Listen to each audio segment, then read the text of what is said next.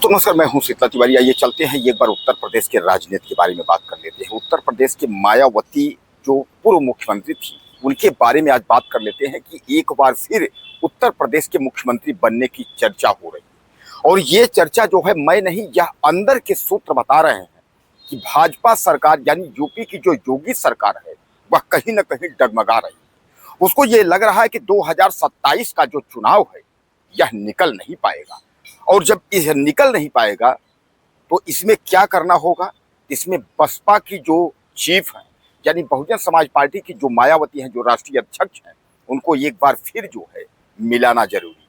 मिलाने का मतलब आप समझिएगा कि मायावती एक बार फिर सीएम जो है उत्तर प्रदेश की बनी। तो क्या आप लगता है कि उत्तर प्रदेश की मायावती एक बार फिर उत्तर प्रदेश का मुख्यमंत्री बनेंगी?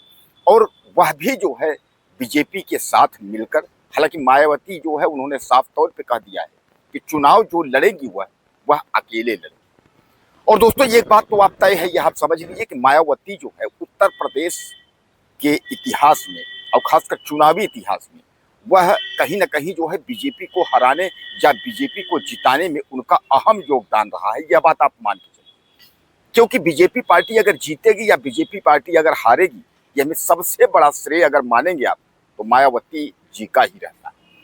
आज के भी डेट में, तारीख में मायावती मुख्यमंत्री तो नहीं है, लेकिन लाखों लाख वोट काटने में जो है माहिर है।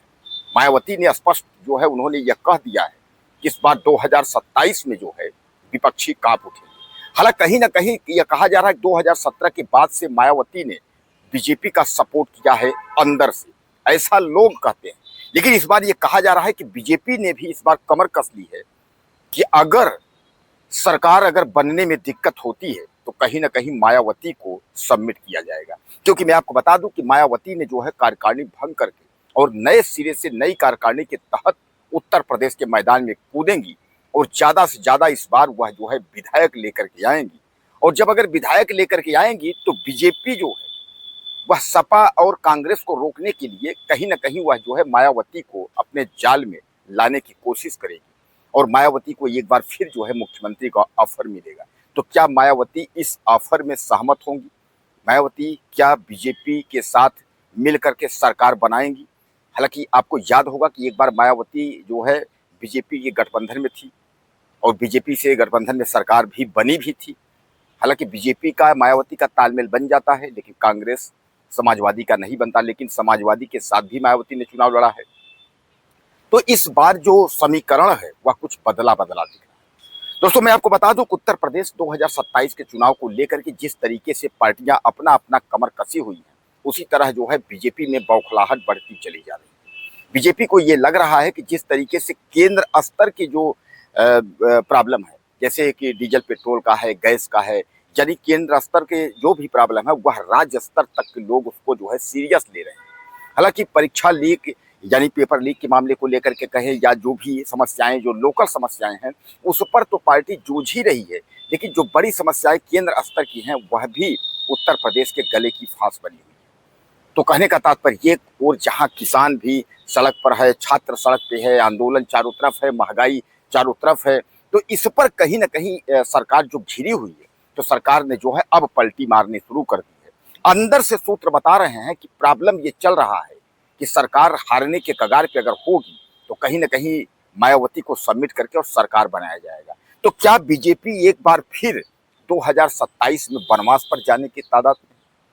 क्योंकि मैं आपको बता दूं केंद्र से लेकर के और राज्य तक जो है जिस हिसाब से बीजेपी के लोग आग लगाए हुए हैं पार्टी में, और एक दूसरे में आरोप प्रत्यारोप के दौर में जो पार्टी जिस तरीके से परेशान हुई है, तो ऐसा लगता है कि इस बार जो है योगी आदित्यनाथ के सानिध्य में चुनाव होगा और 2027 में क्या बेड़ा पार होगा। हालांकि मैं आपको बता दूं 2017 में केशव प्रसाद मौर्य, 2022 में योगी आदित्यनाथ, क्या योगी आदित्यनाथ का जादू उत्तर प्रदेश में 2027 के चुनाव में काम आएगा, यानी जादू लहराएगा? दोस्तों सबसे बड़ा सवाल मैं आपको बताऊं कि आपको याद होगा कि 2017 के पहले एक ऐसी पार्टी जो कि पूरे उत्तर प्रदेश में सबसे जो है बड़ी पार्टी और पूर्ण बहुमत में सरकार बनाने वाली पार्टी, यानी हम जिस पार्टी की बात कर रहे हैं बहुजन समाज पार्टी यानी बीएसपी, मायावती की पार्टी, और 2017 के बाद जो है इतनी बड़ी पार्टी का उत्तर प्रदेश में विलय हो जाना, आखिर उसका वोट बैंक कहां गया? सब लोग यह जानना चाहते हैं कि आखिर बीजेपी का, बीएसपी का वोट बैंक किसने हासिल किया? भाई बीएसपी का वोट बैंक न तो कांग्रेस को मिल पाया, न तो बीएसपी के वोट बैंक को जो है समाजवादी पार्टी पा पाई, न तो जो अन्य दल हैं, चाहे आपके जो है छोटे छोटे जो दल हैं, इनमें तो कहीं सवाल ही नहीं है, अपना दल वगैरह जो आप, जिनको आप जानते हैं। तो आखिर बीजेपी की जो वोट बैंक थी वो कहाँ गई? तो क्या आपको पता है कि बीजेपी की जो वोट बैंक थी वह जो है बीजेपी की झोली में चली गई? नहीं जानते हो तो आप यह समझ लीजिए कि 2017 के बाद से बीजेपी ने बीएसपी के वोट बैंक का अच्छे से इस्तेमाल किया। और मैं आपको बता दूं कि बीएसपी के ही वोट बैंक से जो है जिताऊ वोट पर्याप्त है बीजेपी के लिए। और अगर मैं आपको बता दूं कि बीजेपी को अगर कहीं पटकनी देना है तो बीएसपी पार्टी, यानी खासकर मायावती पार्टी जो है, मायावती जी, वह जो है अच्छे से ठीक ठाक वह चुनाव लड़ जाए। लोग तो ये आरोप लगाते हैं कि मायावती जहां से चुनाव लड़ती हैं तो वहां तो ऐसा कैंडिडेट खड़ा करती हैं वहां से कि पता चलता है कि समाजवादी का जो है वोट काटे और बीजेपी का वोट प्लस हो। भाई इस तरीके से चुनाव लड़ेंगी तो सामान्य बात है कि बीजेपी जो है जीतेगी, लेकिन उनको निष्पक्ष होकर के चुनाव लड़ना पड़ेगा बीजेपी को अगर पटकनी देना है तो। और अगर कहीं मायावती निष्पक्ष होकर के अगर चुनाव लड़े, मतलब स्वतंत्र होकर के वो चुनाव लड़े, किसी के दबाव में नहीं, क्योंकि ये लोग यह भी सूत्र बताते हैं कि कहीं ना कहीं वो जो है बीजेपी के दबाव में आ जाती है। अब बीजेपी के दबाव का मतलब आप समझ लीजिए, बीजेपी के पास सब कुछ है, मौजूदा वक्त में सरकार है, ईडी है, सीबीआई है, फलाना है, ढनका है, सब कुछ है। भैया वो कुछ भी इस्तेमाल करके उसके बाद आपको डराएगी, धमकाएगी।